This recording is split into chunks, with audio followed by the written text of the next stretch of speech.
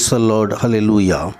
சீயோன் வேதாகம ஆய்விற்கு அன்போடு கூட இயேசு கிறிஸ்துவின் நாமத்தில் உங்களை வரவேற்கிறேன். இன்றைய தினத்திலும் நீதிமொழிகள் 19ஆம் அதிகாரம் முதல் 21ஆம் அதிகாரங்களில் உள்ள வசனங்களை தியானிக்க சர்வ வளமுள்ள தேவன் தாமே நமக்கு கிருபை பாராட்டுவாராக. 19வது அதிகாரத்திலே மாறுபாடான உதடுள்ள மூடனை பார்க்கிலும் உத்தமனாய் நடக்கிற தரித்திரனே வாசி.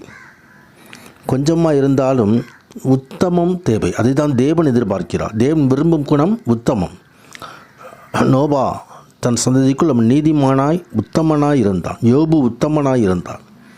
ஆண்டவரை சாட்சி கொடுக்கிற காரியங்கள் கர்த்தருடைய பரிசுத்தத்துக்கு மகிமை உண்டாவதாக. அந்த உத்தமனுடைய ஆத்துமா இப்படி இருக்கும். அது ஆத்துமா அறிவில்லாமல் இருப்பது நல்லதல்ல. மனுஷனுடைய மதியினம் வழியை தாறுமாறாக்கும்.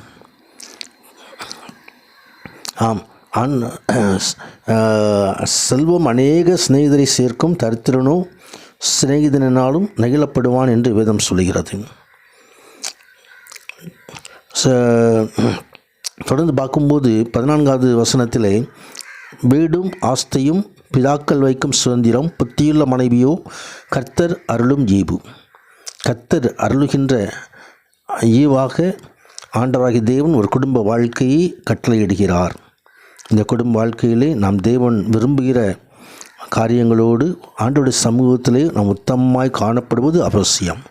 ஆத்மாவை குறித்து அறிவோடு இருப்பது அவசியம். ஆத்மாவை சிநேகிக்கிற மனுஷன் யார் என்று சொன்னால், ஞானத்தை பெற்றுக்கொள்கிறவன் தன் ஆத்மாவை சிநேகிக்கிறான்.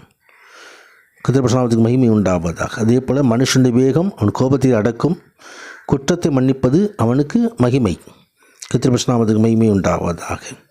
அப்படியாய் தொடர்ந்து 20வது அதிகாரத்திலே திராட்சை ரசம் பரியாசம் செய்யும், மதுபானம் அமளி பண்ணும், அதனால் மயங்குகிற ஒருவனும் ஞானவான் அல்ல. மதுபானம் உபயோகிக்கிற ஒரு மனிதன் ஞானவான் அல்ல என்று வேதம் தெரிவிக்கிறது. தொடர்ந்து 20வது அதிகாரத்தில் ராஜாக்களை குறித்து குறிப்பிட்டு பார்க்கிறோம்.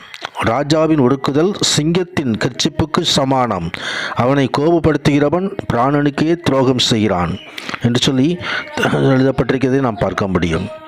கர்த்தருடைய பரிசுத்தத்துக்கு மகிமை உண்டாவதாக. தொடர்ந்து தீமைக்கு சரி கட்டக்கூடாது என்பதை வேதம் நமக்கு தெரிவிக்கிறது. அதே போல் மனிதனுக்கு ஆவி ஆத்மா சரீரம் இருக்கும். அந்த மனுஷனுடைய ஆவி கர்த்தர் தந்த தீபமாக இருக்கிறது. அந்த ஆவியிலே பரிசுத்த ஆவியாண்டு ஆளுகை உண்டு. இந்த ஆவி தீபம் என்று சொன்னால் எரிவதற்கு எண்ணெய் அவசியம். எண்ணெய் தான் பரிசுத்த ஆவியானவர்.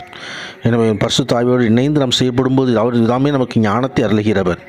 21வது அதிகாரத்திலே ராஜாவின் இருதயம் கர்த்தரின் கையில் நீர்க்கால்களை போலிருக்கிறது, அதை தமது சித்தத்தின்படி எல்லாம் அவர் திருப்புகிறார்.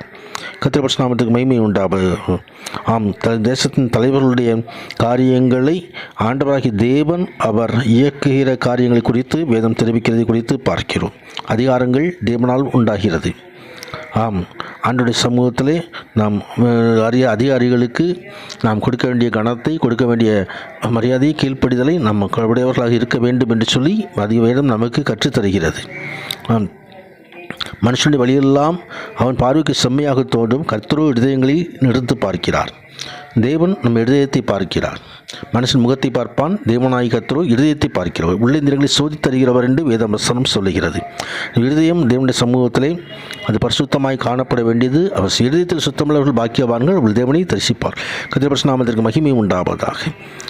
நாம் எப்பொழுதும் கர்த்தருடைய வழிகளிலே நடந்து நீதிமானாய் இந்த உத்தமனாய் நமது வாழ்க்கையை நடத்துவோம். 21வது அதிகாரத்தில் சொல்லப்பட்டதான 12வது வசனத்தில் நீதிபரர் துன்மார்க்குடைய வீட்டை கவனித்து பார்க்கிறார், துன்மார்க்கரை தீங்கில் கவிழ்த்து போடுவார். ஆண்டவருடைய சமூகத்தில் நமது வீடு கர்த்தருடைய பார்வையிலே உத்தமமாய் காணப்பட வேண்டியது அவசியமாயிருக்கிறது. கர்த்தருடைய பரிசுத்தத்திற்கே மகிமை உண்டாவதாக. தொடர்ந்து இந்த 21ஆம் அதிகாரத்தில் குதிரை யுத்த நாளுக்கு என்று ஆயத்தமாக்கப்படும், ஜெயமோ கர்த்தரால் வரும். ஜெயத்தை உன்னத தேவனாய் கர்த்தர் நமக்கு கட்டளையிடுவாராக. ஜெயமுள்ள வாழ்க்கையோடு முன்னேறி செல்வோம். யெகோவா நிசி நம்மோடு இருப்பார். எல்லா காரியங்களும் ஜெயமாக நடத்துவார். ஆமேன், ஆமேன்.